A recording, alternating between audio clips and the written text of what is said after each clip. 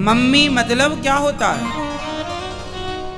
Mummy कहना सही नहीं है, क्योंकि मरी हुई को मम्मी कहते हैं। मम्मी मतलब मरे हुए को मम्मी बोलते हैं ना, ये मम्मी है। कोई मर जाए तो मरे हुए को फ्रीजर इत्यादि में रखते हैं ना, कि बॉडी 15 दिन चलाना है, डेड बॉडी खत्म नहीं होने देना। वो जो डॉक्टर लोग पोस्टमार्टम करते हैं ना, कुछ लोग अपनी बॉडी डोनेट कर देते हैं, दान कर देते हैं, तो फिर जो बच्चे पढ़ते हैं, शरीर के अंगों पर रिसर्च करते हैं, उनकी बॉडी सालों साल तक वो फ्रीजर में संभाल के रखते हैं। उससे कहते हैं मम्मी। उसे क्या कहते हैं? मरे हुए को, मरी हुई बॉडी को, मरी हुई बॉडी को मम्मी कहते हैं। मम्मी। अब मम्मी से आपने मम्मी कर लिया, तो मम्मी तो मरी हुई को बोलते हैं mummy. Mummy mummy mummy mummy mummy mummy मतलब मम्मी। मम्मी जल्दी जल्दी में आप लोग मम्मी ही बोलते हैं। मम्मी कहाँ हो, मम्मी कहाँ हो, तो मम्मी मतलब मरी हुई, पर आपकी माँ तो जिंदा है। मतलब आपको इतना भी ज्ञान नहीं है कि मम्मी का अर्थ क्या है और माँ का अर्थ क्या है। आप लोग अपनी माँ को मारने पर तुले हैं। मम्मी मम्मी मतलब कभी ये मम्मी बन जाए, कभी ये मम्मी बन जाए। तो मम्मी मम्मी क्यों? जब कह रहे हो मम्मी मम्मी तो बन ही जाएगी जल्दी मम्मी। मम्मी क्यों कहना है, माँ क्यों नहीं कहना? माँ क्या बोलना है अपनी माँ को? जोर से माँ बोलो। मम्मी मतलब मरा हुआ, मम्मी बॉडी को बोलते हैं, मरी हुए को। मम्मी नहीं, माँ। क्या बोलना है? माँ। मैया क्या बोलना है? मैया। तो आज से कितने लोग मैया बोलेंगे या माँ बोलेंगे या अम्मा? अम्मा क्या बोलेंगे? क्या बोलेंगे? बेटा क्या बोलती हो अपनी माँ को? मम्मी। तो मम्मी तो मरी हुई को बोलते हैं। क्या बोलेंगे आज से? माँ। मम्मी मतलब मरी हुई, डेड बॉडी को, मरी हुई को मम्मी कहते हैं। हमारे यहाँ पहले कोई मम्मी नहीं बोलता था। मैंने भी अपनी माँ को कभी मम्मी नहीं बोला, बचपन से नहीं बोला। कभी मम्मी का हमारे यहाँ कल्चर था ही नहीं। सब लोग माँ कहते थे, माता राम कहते थे, मैया कहते थे। पुराने जमाने में मम्मी था ही नहीं। अभी अभी ये आप लोगों के ना फैशन, जैसे फटे कपड़े पहनने का फैशन, ऐसे ही फैशन है। अम्मा से, माँ से मम्मी आ गए, और मम्मी से भी अब आ गई। अब और पता नहीं लेटेस्ट क्या आएगा। अब आप लोग पापा बोलते हैं। जरा पापा शब्द का अर्थ बताओ क्या होता है? पापा मतलब टोटली पाप। आ की मात्रा हटा दो तो पाप ही रह जाएगा। तब ये कन्फर्म कराओ कि ये तुम्हारा बाप है कि पाप है।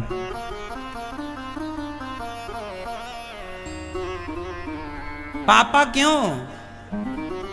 पापा नहीं बोला गया हमारे भारत में, पिताजी बोला गया है।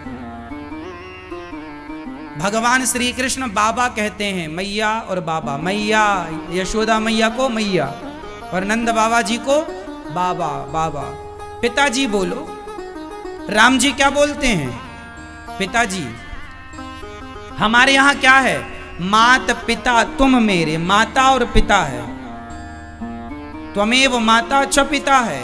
हमारे यहाँ त्वमेव मम्मी च पापा, त्वमेव नहीं है।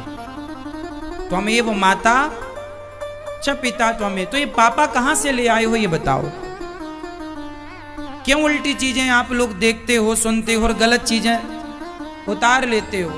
इतने पवित्र रिश्ते को, बाप और माँ के पावन रिश्ते को आपने पाप से भर दिया। पापा पाप आ पापा।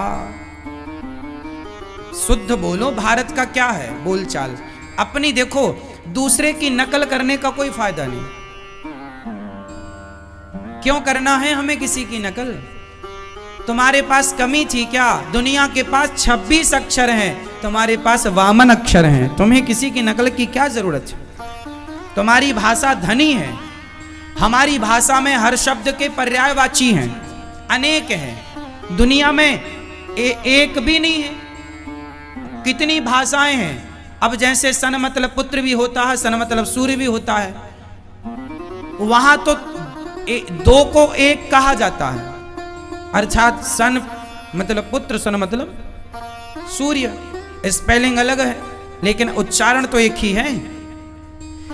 तो दूसरों की भाषा का प्रयोग, देखो इंग्लिश का ज्ञान होना अच्छी बात है, भाषा का ज्ञान हो बुरी बात नहीं है, लेकिन जब आपकी धनी भाषा आपके पास है तो अपने रिश्तों को अपनी भाषा में कहो ना। पापा आपकी भाषा है क्या? मम्मी आपकी भाषा है क्या? जोर से। तो जब आप अपनी भाषा में जब माँ बाप का नाम लेना, माँ बाप बोलना छोड़ दिए, तो बताओ आपकी भाषा कितनी रोती होगी कि आपने हमें तो दूर कर दिया अपने से। आपकी भाषा कितनी दुखी होगी आपसे। वो भाषा जिस भाषा ने आपको पढ़ना सिखाया, रामचरितमानस याद रखिएगा। यदि हमारा भारत एक भाषा का होता ना, तो आज भारत और कहीं और होता। हमारे देश में या अन्य जगह सबसे बड़ी संकट की स्थिति क्या है? भाषा। क्या है? भाषा। इसलिए अपनी भाषा में माँ कहो। माँ हमारी भाषा है, पिता हमारी भाषा है, मम्मी हमारी, पापा हमारी भाषा। तलाक हमारी भाषा नहीं है, डिवोर्स हमारी भाषा नहीं है। हाँ या ना? हमारी भाषा में तलाक का मतलब होता है रिश्ते खत्म। तलाक का मतलब होता है रिश्ते, जोर से, खत्म। डिवोर्स का मतलब होता है रिश्ते, जोर से, खत्म। इंग्लिश में डिवोर्स कहकर रिश्ते खत्म किए जा सकते हैं, उर्दू में तलाक कहकर रिश्ते खत्म किए जा सकते हैं, पर रिश्तों को खत्म करने के हमारे भारत की हिंदी भाषा में कोई ऐसा शब्द नहीं है, कोई संस्कृत में ऐसा शब्द नहीं है जिसको कहकर रिश्ते खत्म किए जा सके। और होए तो मुझे जरा बोल के बताओ कि क्या तुम्हारे बाप दादों ने कभी तलाक वलाक लिया? सुना था कभी तलाक? अब सुनने में आया है। हमारी जो हिंदी भाषा है, हिंदी में कोई ऐसा शब्द नहीं है जिसको कह के रिश्ते, पति पत्नी के रिश्ते तोड़ दिए जाएं। हमारे यहाँ रिश्ते 7 जन्म के लिए बनते हैं, टूटने की कोई व्यवस्था नहीं है। तोड़ने की संस्कृति हमारी रही ही नहीं। अंग्रेजों ने सीखा था तक डिवोर्स, इसलिए भारत को आकर उन्होंने तोड़ा। उन्होंने भारत को आकर क्या किया?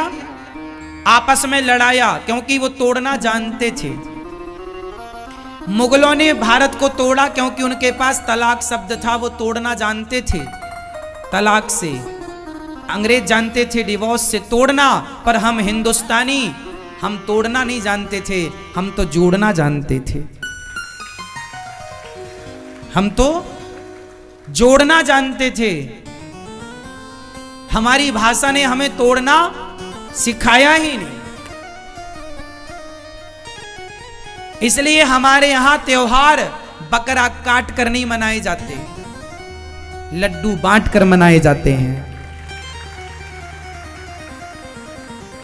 बकरा काट कर और लड्डू बांट कर क्या अंतर है? बकरे के धड़ से सिर को तोड़ना, और लड्डू बनता है तिल का, बूंदी का।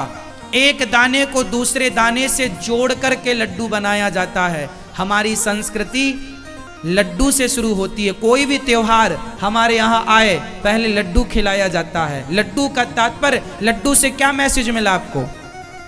तिल के लड्डू, अब संक्रांति आएगी, तिल के लड्डू बनेंगे। तिल के लड्डू कैसे बनते हैं? एक तिल का दाना दूसरे तिल के दाने से जुड़ता है। बहुत सारे दाने जब जुड़ गए तो लड्डू बन गए। हमारे यहाँ देखो मूवी मीठा कराया जाता है, तो इस सिद्धांत से कि हम तुम्हारे मुंह को मीठा करा रहे हैं। ये दाने जैसे आपस में जुड़े हैं, ऐसे तुम भी आपस में जुड़ कर के ही रहना। जैसे ये लड्डू मीठा है ऐसे अपने रिश्तों को मीठा रखना। हमारे यहां तोड़कर कोई त्योहार नहीं मनाया जाता। हमारे यहां तो दाने को भी दाने से जोड़ दिया जाता है त्योहारों में। जैसे दाना एक दूसरे से चिपक गया, ऐसे कहा जाता है कि आप भी भाई भाई ऐसे चिपक करके रहो, गले मिल करके रहो, दोस्त दोस्त ऐसे चिपक के रहो, अर्थात गले मिलकर रहो और रिश्तों में लड्डू की तरह मिठास भी हो। हमारे यहां तोड़ना सिखाया नहीं गया, लेकिन आप पता नहीं अपनी भारतीयता को कब समझेंगे, अपने भारत के सिद्धांत, भारत के इस आध्यात्म को कब जानेंगे। अपनी भाषा तो ना छोड़ो मेरी माँ।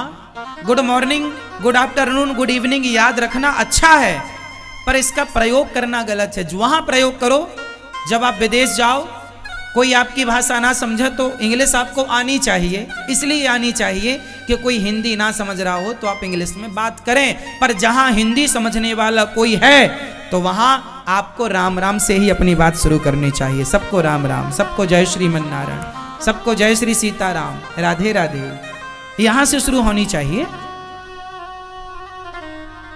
क्यों जी, कहां से शुरू होनी चाहिए?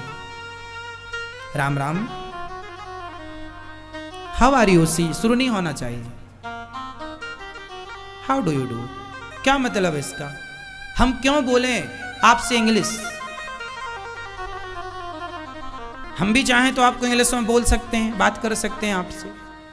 हम बिल्कुल इंग्लिश शब्द का प्रयोग नहीं करना चाहते।